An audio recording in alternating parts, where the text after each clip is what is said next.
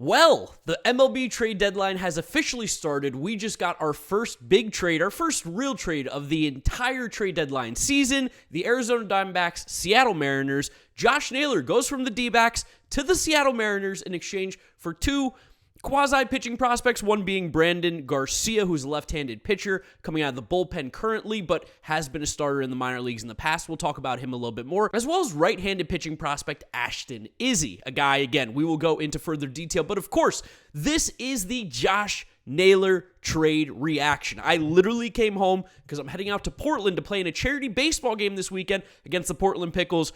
Info will be in the description. I don't want to take too much of the time in this video explaining that, but I brought a Seattle Mariners jersey with me for the trip because I was like, we're going to be in the area, and it ends up working out really well because now I have a Mariners jersey on for a trade reaction that they just made, and it was a perfect trade. They obviously would prefer to go get an Eugenio Suarez, but we also know that price tag is going to be hefty. It is going to be big, and I just finished recording a video, literally 30, 40 minutes before the news broke about Josh Naylor being traded to the Seattle Mariners from the Arizona Diamondbacks. And in that video, I was talking about how the Mariners need to be buyers. The pitching's great. The bullpen's phenomenal. They're even getting some really good hitting, but they have a couple holes, one being first base. You know who'd be a perfect fit? Josh Naylor. And bang, Jeff Passan comes in, drops the news, drops the Passan bomb, and tells us that he's been traded from the Diamondbacks to the Mariners. Now, we expected that Josh Naylor was going to be traded this deadline. The Diamondbacks are falling out of contention. They don't look like a playoff team right now, and Josh Naylor was a guy who had an expiring contract. He was going to be a free agent this year, and while I still like Josh Naylor as a player, and I do think that Josh Naylor has had a relatively fine season, what he's done with the Diamondbacks this year maybe a little lackluster for them just because he's not hitting for the power that they had hoped, but 292 average, 360 on base, 807 OPS for an OPS plus at 124. That is a really great slash line. And for a Mariners offense, who again, the first base position has been a black hole for them for what seems like a couple seasons now, maybe even a little bit longer, to bring in a guy the caliber of Josh Naylor at the plate into this lineup every single day is absolutely massive. And the stuff under the hood with Josh Naylor, you love to see as well. With Naylor, you're getting a guy who doesn't strike out much, doesn't swing and miss. He squares up the baseball consistently. While the barrel rates have dropped a little bit along with his bat speed this season, I'm not quite sure why. We just know that the bat speed has gone down quite a bit. It's dropped almost like 2 miles per hour. The exit velos are still good. The top exit velos are there. He hit a ball 118 miles an hour, 117.9 this season. That is by far the hardest he's hit a ball in his entire major league career. Career low strikeout rates, career high walk rates at 9.4%. This is a very good player. This is a very, very good player going to the Mariners for, on their side, absolutely nothing. I think they gave up nothing. Brandyn Garcia looks like he might end up being a pretty good reliever, maybe even bring him back into the rotation for the D-backs. I'll talk a little more about that again in a second. I still want to focus very much on what the Mariners did here because this is a phenomenal trade. I love everything that Jerry Dipoto and the Mariners are doing because this team is pitching well. They're even objectively hitting well right now. Like J.P. Crawford is an on-base machine. Julio Rodriguez is starting to swing the bat better. That's huge. Cal Raleigh wins the MVP if Aaron Judge does not exist. He's been incredible. Randy Arozarena has been good. You can slot Josh Naylor right into that 5-hole, right behind Randy, right behind Cal, Julio, J.P. Crawford. He's going to have the opportunity to drive in a ton of runs, and you get the pop. Again, I know the home run numbers are not what they've been in the past for Josh Naylor, not what you expect for a guy with the caliber of that power. But in this lineup, that on base, plus putting the ball in play, plus being able to drive in all these runs, Jorge Polanco behind him, this lineup just got a lot deeper where you don't have to rely on playing Luke Raley at first base every single day. He can now go into the outfield, play with Dominic Canzone out there. You can play matchups better. You don't have to play Donovan Solano every single day. I love Donnie Barrels, but you don't have to play him every single day. This is less playing time for all those players that are not of good quality. So, for the Seattle Mariners, this is an absolute A+ of a trade. I love this move. I love this decision. They jumped the gun. They went early. They made the first move that actually matters of the MLB trade deadline, and I think they absolutely knocked it out of the park with flying colors. This is an A+. I think Josh Naylor could be a huge catalyst as to why the Mariners make a deep, deep run in the postseason because the pitching is so good. They were missing one more bat. One more bat is really what they needed for me to feel confident about them. Josh Naylor is a phenomenal addition. So shout out to the Mariners. Mariners fans, let me know how you're feeling in the comment section. You've got to be super pumped about this one. Now, from the Diamondbacks perspective, first, let's address the elephant in the room. Shout out to @HCYNLS Baseball over on Twitter. He made a pretty good point about what's going on with this trade, what happened with Mike Hazen this offseason, going out and getting Josh Naylor from the Cleveland Guardians in exchange for Slade Cecconi and a draft pick. He said the Diamondbacks have turned Slade Cecconi and a draft pick into half a season of Josh Naylor and the Mariners' 13th and 16th ranked prospects. Now, that's not necessarily fair. People love Ashton Izzi's fastball. Again, we will talk about him more. And Brandyn Garcia, there seems to be a good pitcher inside of there. We'll explain why.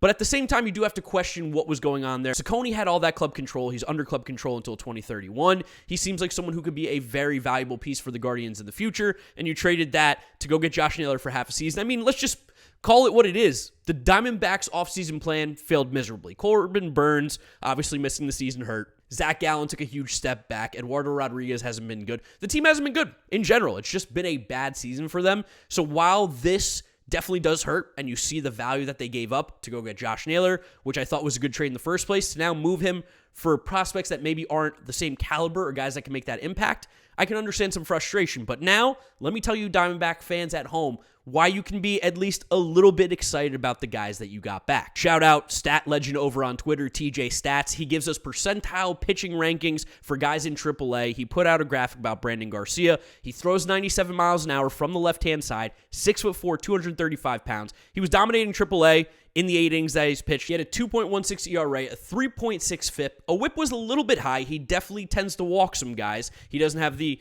greatest control. 8.1% walk rate is not bad, but it's not like a complete control artist. But he was getting a 56% ground ball rate. So he's throwing 97, getting a ton of ground balls. He's striking out 24% of the guys in AAA. Again, not the same quality hitters of Major League Baseball. I'm not saying that Brandyn Garcia is this super diamond in the rough. But according to all these stats that our guy TJ Stats, Thomas Nestico, has, he has a plus slider, he has a plus sweeper, and the sinker, while it's not a average pitch, it throws 97, it gets a ton of ground balls, it does the job that you need. So to me, it seems like Brandyn Garcia, who has previously started in the past and shown some success in the Mariners minor leagues as a starter, this could either be a guy that the Diamondbacks view as a possible project to bring him back into the rotation, stretch him out a little bit as the season goes on, and maybe he's a very cheap, free, somewhat reliable starter that you can have in this rotation going into the 2026 season. Or, at the worst, it feels like you're getting a pretty solid left-handed reliever who's going to be able to get outs from both sides of the plate because of that ground ball rate. He has a good enough K rate, not walking too many guys. The average exit velos, the barrel rates are elite down in AAA. We've seen a little bit of him at the major league level, and I'll be throwing some clips on while I've been talking about him. You've seen what he's throwing. The stuff is definitely interesting. Again, you're giving up Josh Naylor for it.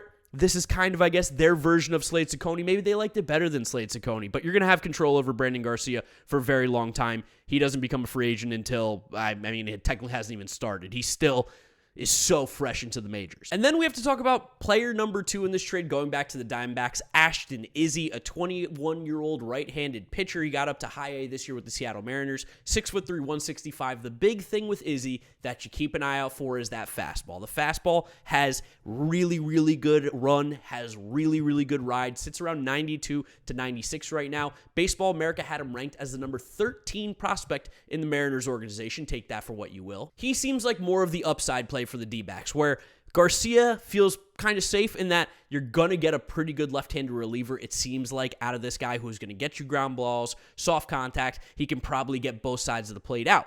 Ashton Izzi is the guy that they're really hoping, at least this is what it seems like from my perspective, they're really hoping that they can develop, they can mold. He feels like a projectable guy, good fastball, good changeup, needs to work on that sweeper. If you can get a 3-pitch mix from Ashton Izzi, maybe this is a guy who in the future could be a part of your rotation on the back end side. And then you start to reevaluate how you look at this entire trade.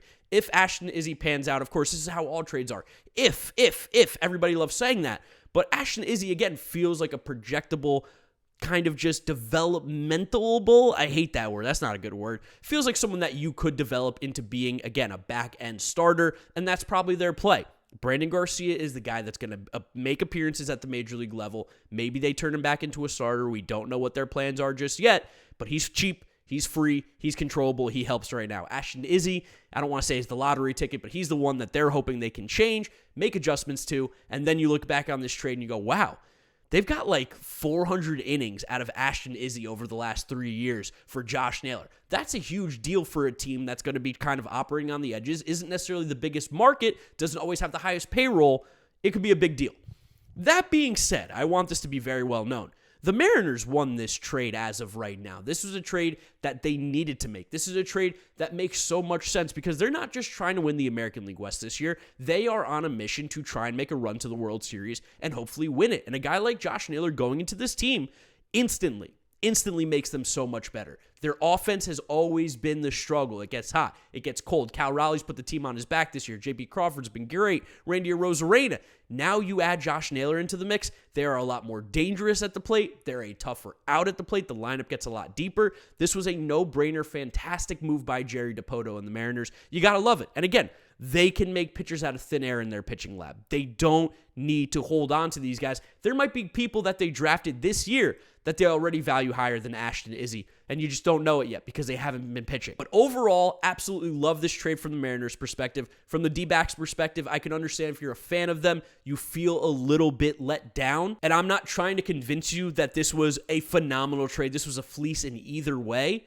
But I do see the vision of what the Diamondbacks are looking for. And ultimately, at the end of the day, Josh Naylor is a first baseman who doesn't play good defense, who isn't hitting for power. He's an on-base king, great OPS, good ball player. But he is not going to warrant this massive, massive haul back. And especially when you make these trades early, the Mariners jump the market. You got to respect it. I think this is a pretty fair haul back for a guy like Josh Naylor. And from the Mariners' perspective, again, you make this trade 100 out of 100 times. Every single day this goes on the table and is offered, you hit accept. Like if an MLB The Show, you're like, oh my God, yes, of course. Why would I not automatically upgrade my team and make them good? I'd love to know what you guys think about the trade. Down in the comment section below, who do you think won it? Do you think this helps the Mariners as much as I do? Do you think that the Diamondbacks got fleeced? I'd love to hear what you have to say down in the comment section. Drop a like on the video if you did enjoy it, as well as subscribe so you don't miss out on any of the MLB trade deadline content coming at you. I got so much more. Make sure you are subscribed. Follow me on all my social media, GiraffeNeckMarc. Links are in the description. That's where I instant react if you want an even faster reaction than what you're watching right now. And that's where I'll wrap it up. You guys know the drill from here on out. YouTube recommends you watch this video. This is my most recent upload. Click through those if you have not yet seen them. Thank you guys for hanging out. Thank you for watching, and I'll catch you all on the next video. Bye.